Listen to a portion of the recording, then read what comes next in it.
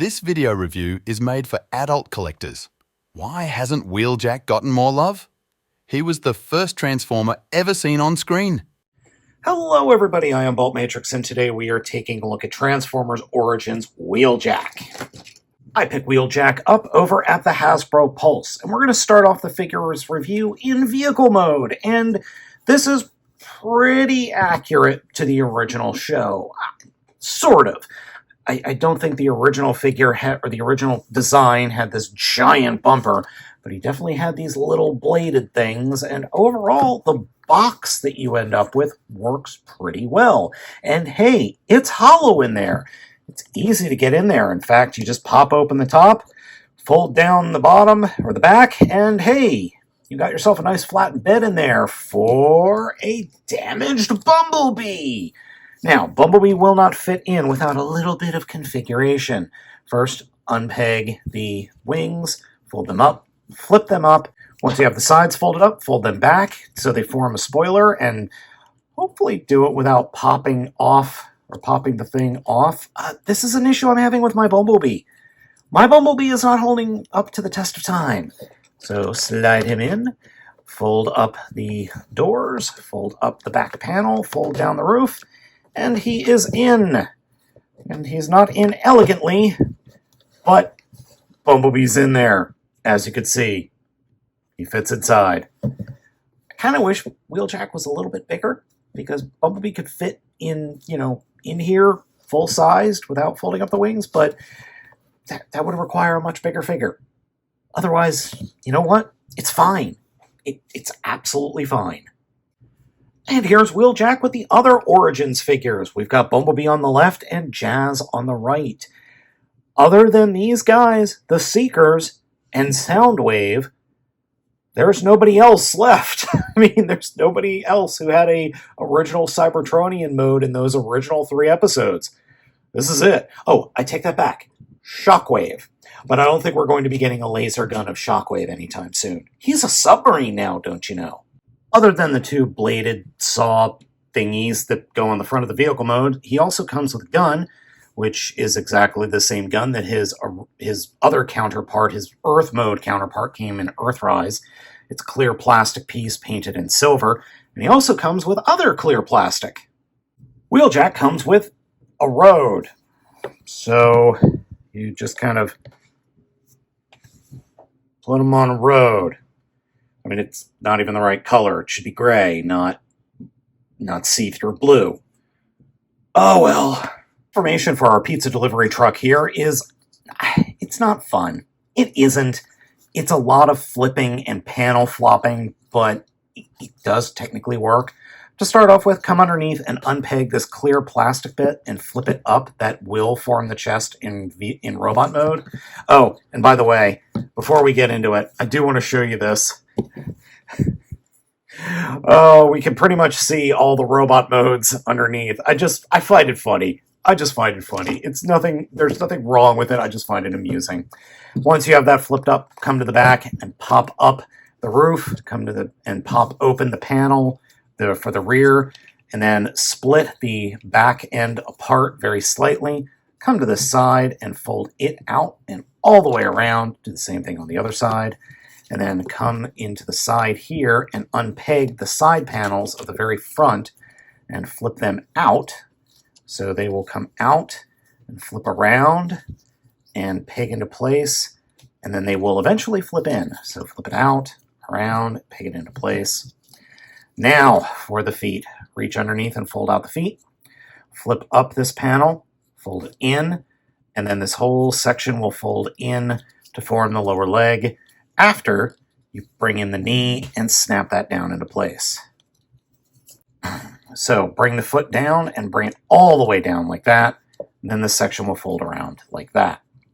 And then flip the clear plastic up as you're bringing this panel around, and it will peg in to form at the back of the leg. And then this section will fold back and fold in to form the back of the leg. So on the other foot, snap the knee in. Fold the rear of the vehicle mode up, bring the foot down, and bring it all the way down on the hinge to give it clearance.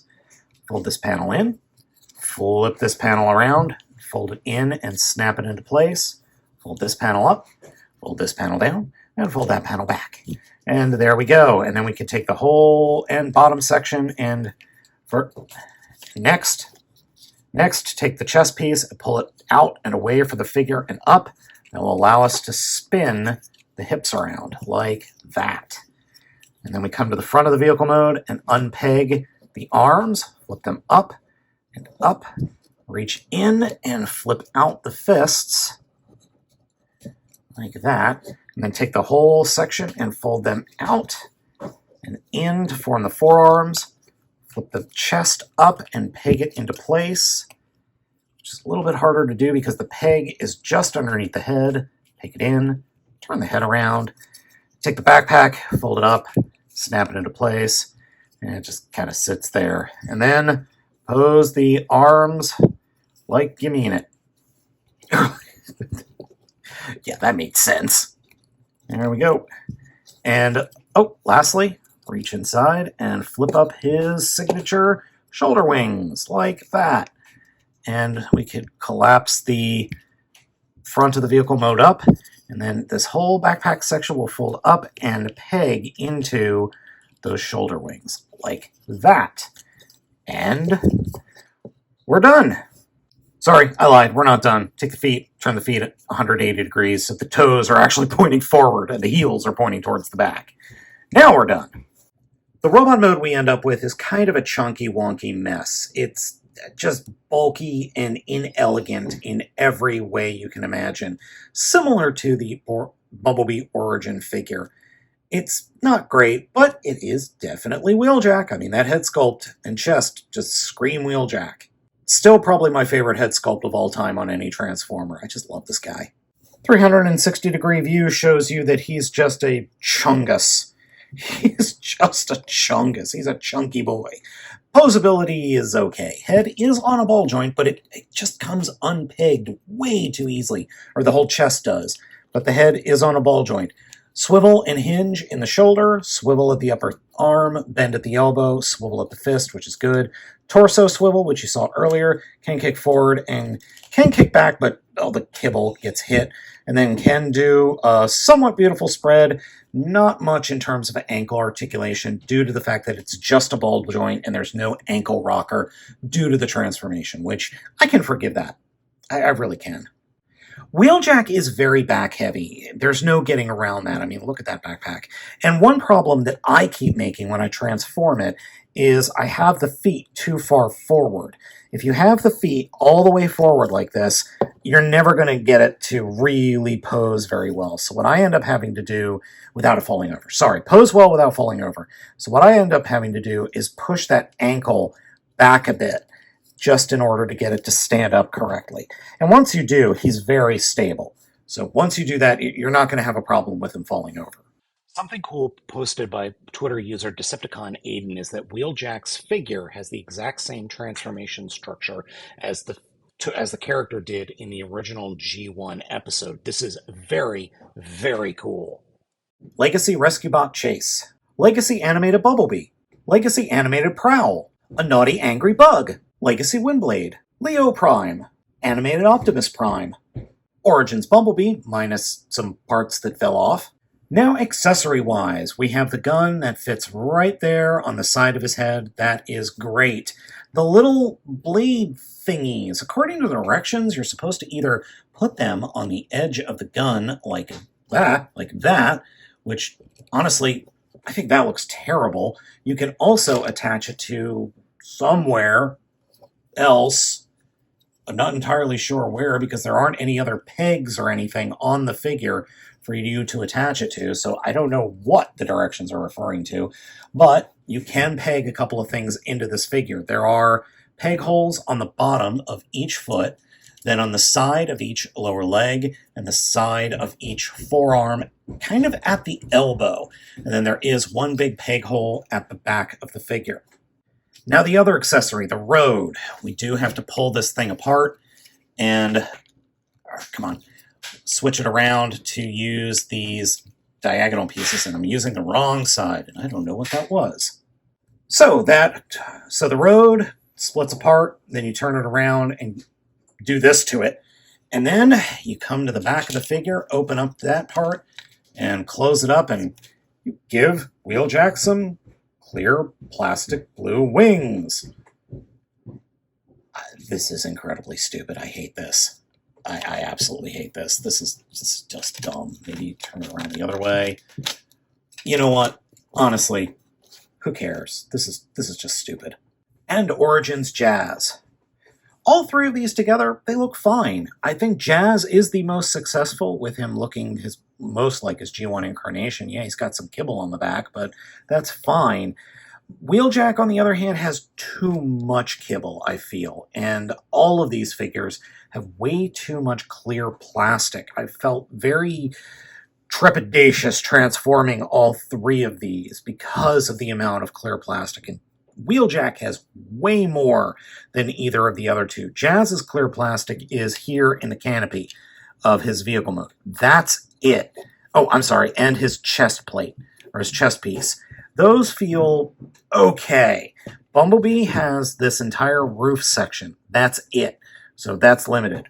Wheeljack, on the other hand, his entire chest, this entire screen or chunk of screen, windscreen, and then all these smaller bits that are in the legs. So there is more. And I just don't know how well they're going to stand the test of time. Like Jazz and Bumblebee, Wheeljack does have a peg hole in his keister for a figure stand. I just don't have a third one that I can plug Jazz into. You get the effect that he can fly, just like all the other figures or characters in those original G1 shows. Yeah, if they could fly, why did they transform into vehicles? That never made any sense. Overall, I'm not 100% happy with Origins Wheeljack. This is a very good effort on Takara and Hasbro's part, but it's not perfect. It's just got so much kibble, and a good chunk of it really does affect the posability of the figure.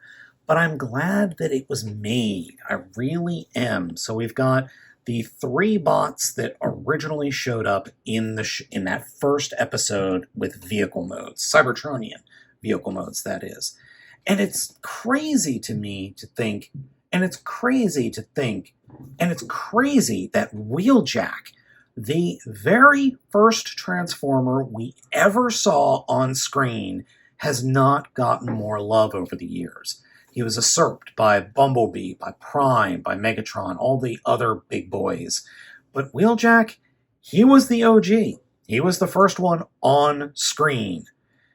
And he needs more love. I'm glad he's got it here, but I'm really hoping that maybe we'll get a masterpiece version of this mold or of this design someday. Hey, third parties, I got an idea for you. G1, Cybertronian modes. You don't have to redo the 10,000th Optimus Prime. I mean, you got this guy. Let's see that, please. This has been my video review of Transformers Origins Wheeljack. Let me know what you think of this figure down in the comments. Is this something you definitely want to pick up, or is this something that you think you'll just wait for a sale on later down the year? Let me know. As always, I have been Baltmatrix, thanking you for watching this video review. Please be sure to like, comment, and subscribe, and I will catch you all next time.